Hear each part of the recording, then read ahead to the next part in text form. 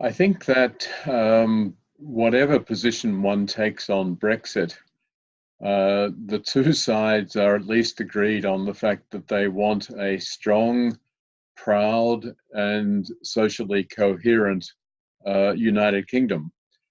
But the reality is that all of the attention has been devoted to the sort of legal technicalities of the relationship between Britain and the rest of Europe, rather than on the way in which British society is actually developing today.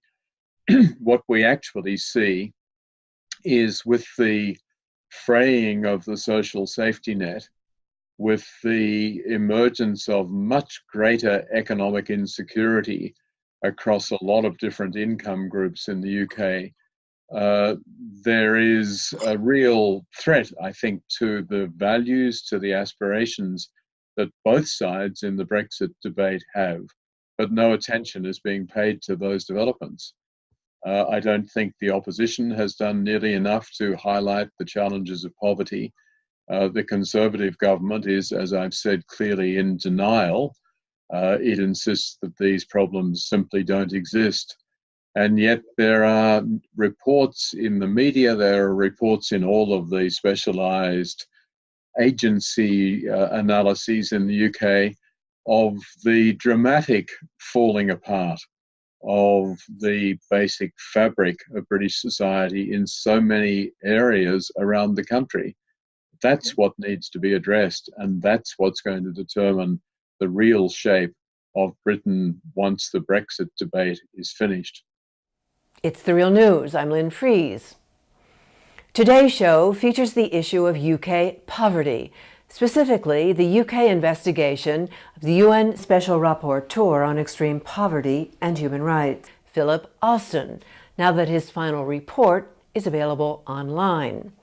I spoke with Philip Alston from New York City, where he's a professor of law at NYU and chair of the Law School Center for Human Rights and Global Justice. We go now to my report on what Philip Alston had to say and further context on his Brexit comment featured at the open of the show. So, Philip, the last time we spoke was after the release of your preliminary report on poverty in the UK. And since then, the UK government's taken action on a number of issues raised in your report. First, give us the good news, and then tell us why you say it's just window dressing to minimize political fallout. Well, the United Kingdom government has taken a number of steps, particularly in relation to what's called universal credit, which is the combined welfare payment that brings together 6 pre-existing programs into one.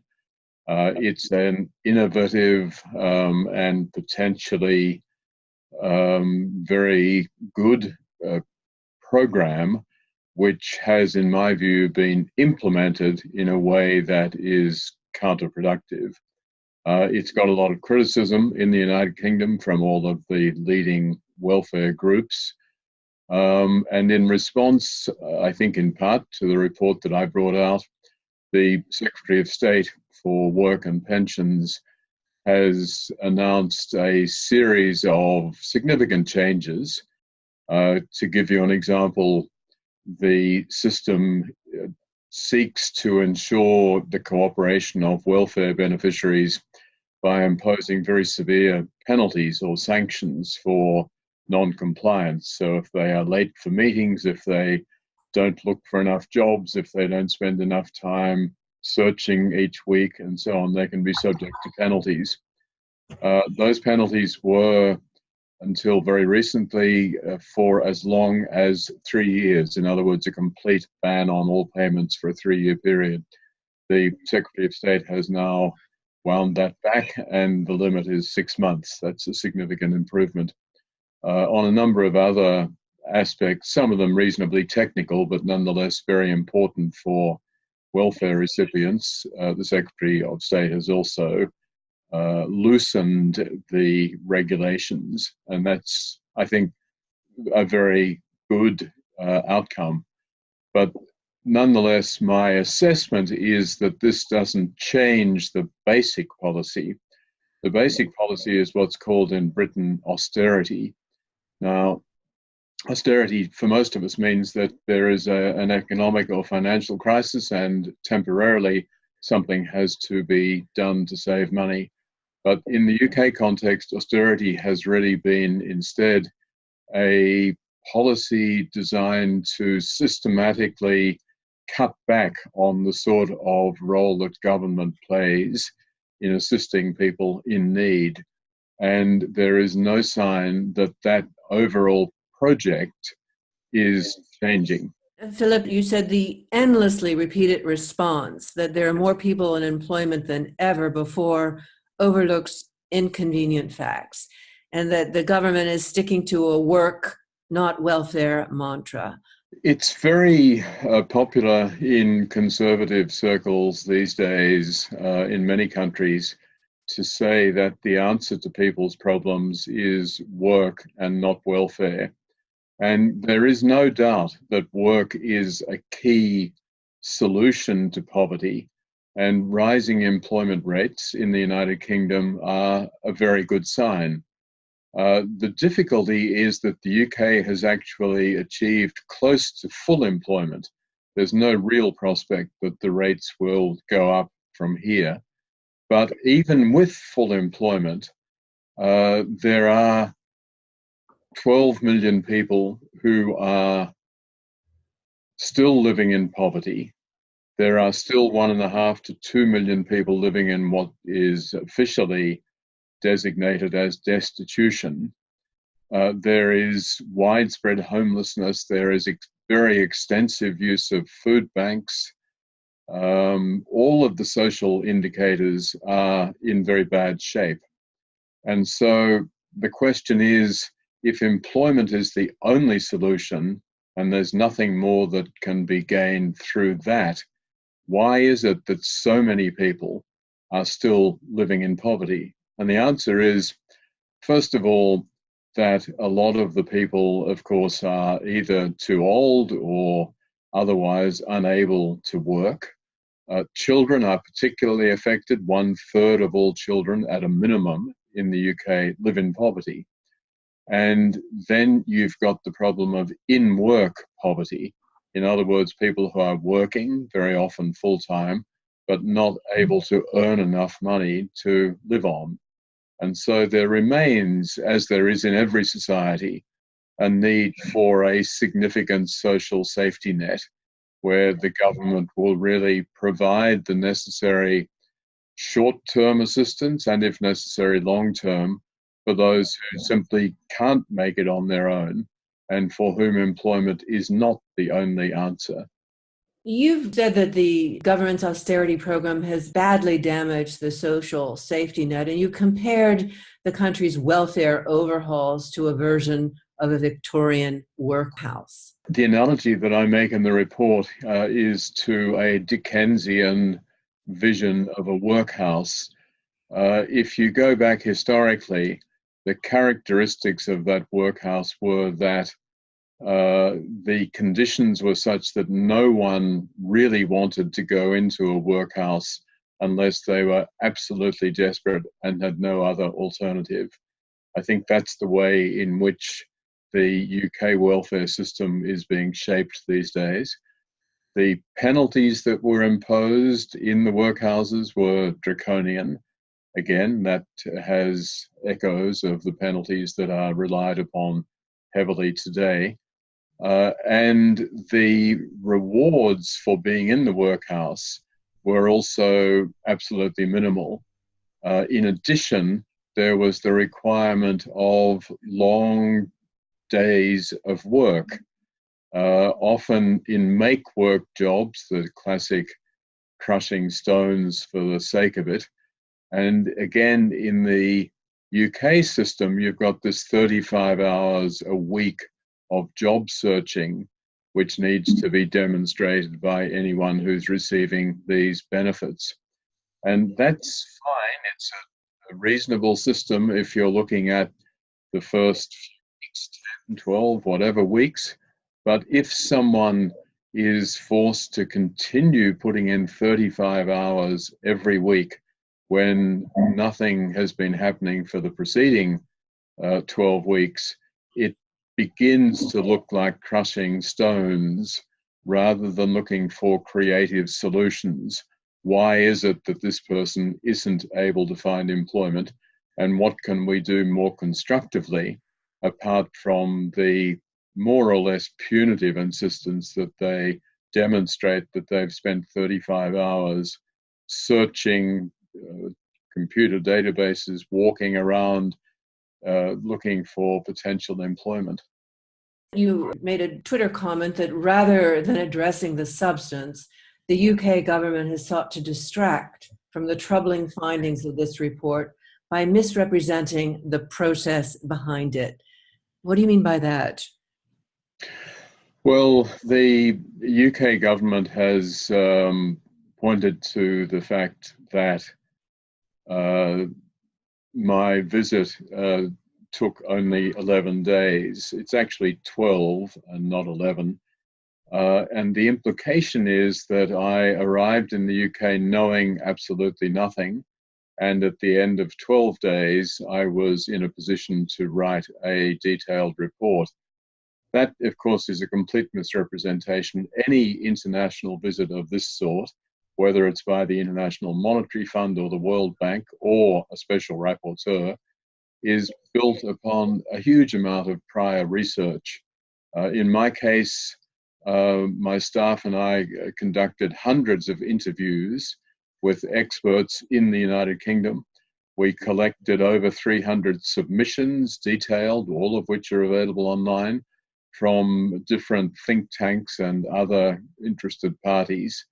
And when we were in the UK, we made a huge effort to travel throughout the country, speaking with people. So the report is very thoroughly grounded in detailed research. But I think the other point, which really troubles me in the UK government's response, they have said that my report is barely believable. In other words, the statistics that I offer are so shocking that who could possibly believe them? And they don't. But it's not me. My report is based very heavily upon all of the most respected think tanks and government agencies working in the United Kingdom, whether it's the National Audit Office, whether it's the various government statistics agencies, whether it's the Trussell Trust, the Rowntree Foundation, the Institute for Fiscal Studies. All of these groups are putting out reports on a very regular basis, documenting exactly what I've drawn attention to. So to dismiss all of this as barely believable is a real failure to engage with the substance of a major problem that is confronting the United Kingdom. I've seen reports by the head teachers union where they're saying that schools have become an unofficial fourth emergency service for vulnerable families hit by austerity, and that the National Health Service is left to pick up the pieces as social safety nets fail. This according to a report by UK health professionals. One of the interesting things about conservative policies which insist that welfare must be cut is the assumption that either people will suddenly no longer need the assistance magically. They'll say, oh, well, the gig is up, I guess I better go out and work. Or they will rely on family. Family will come to the rescue, and that's a good thing too because the state is off the hook. But the reality is that the collapse goes ahead. It's just that the established state agencies which are best placed to provide assistance are no longer there. And so what happens, and this is not only in the UK, but it certainly is in the UK, is that the burden suddenly falls on other agencies that are not at all well equipped. And they include, for example, the police. The police are picking up a lot of the really serious problems that should be being dealt with by council, social protection workers and others.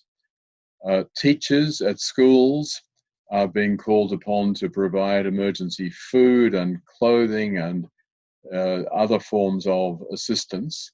And of course, the hospitals, the NHS, then has to bear a lot of the burden as well, because people who might have been otherwise getting preventive care through local councils or other sources are not getting that. And so their condition gets so bad that they have to go to an emergency room. So these welfare needs don't magically disappear. They simply pop up in other places where they are much more expensive to address and where the expertise is not what it should be in order to do that in the best way. I was just reading 2/3 of councils say they can't comply with the new homelessness law. They just don't have the money to implement it. Yes, councils have been devastated, and most of them, particularly in England, because in the other areas, local governments have made an effort to preserve funding. But in England, councils have had cuts of up to 50%. And that means that they are barely able to fulfill what are called their statutory obligations. And statutory obligations mean that they have to help children who are being abused or elderly people who are at grave risk or whatever. But anything beyond that has suddenly become optional and in most cases is no longer able to be provided.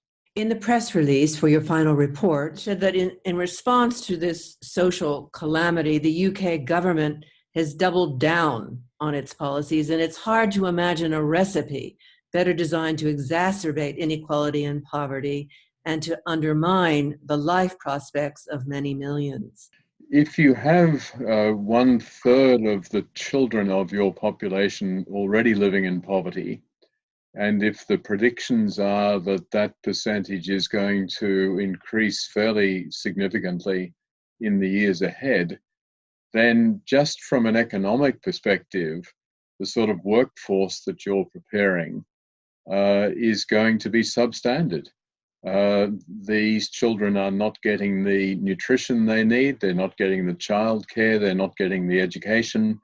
They are living a life which is normal for those in poverty. In other words, constantly on the edge, constantly deprived in one way or another, and barely able to concentrate in school and pursue the opportunities that are supposedly provided for them. You've reported on poverty in 2 of the wealthiest countries in the world, the US and the UK. And I'd like to ask you to comment on read-throughs you see between these 2 investigations. What is striking for me in my job as UN Special Rapporteur on extreme poverty and human rights is that in a great many of the countries I visit, the response is, look, we're all in favor of trying to help everyone in our society, but we simply don't have any money. We just can't afford it. But in the US and the UK, the economies are thriving. Huge tax cuts have been able to be afforded for the wealthy in both countries. And the result is that you've got a very deliberate decision not to try to respond to the deep suffering, to the tens of millions of people living in poverty in those countries, and instead to make the rich richer and assume that that growing inequality will somehow make life better in the country, when the reality is that it will make life better for the top 5% and certainly for the top 1%, but it's doing nothing for the rest. We've been listening to Philip Alston, UN Special Rapporteur on Extreme Poverty and Human Rights. Many thanks to Philip Alston, and thank you for joining us on the Real News Network.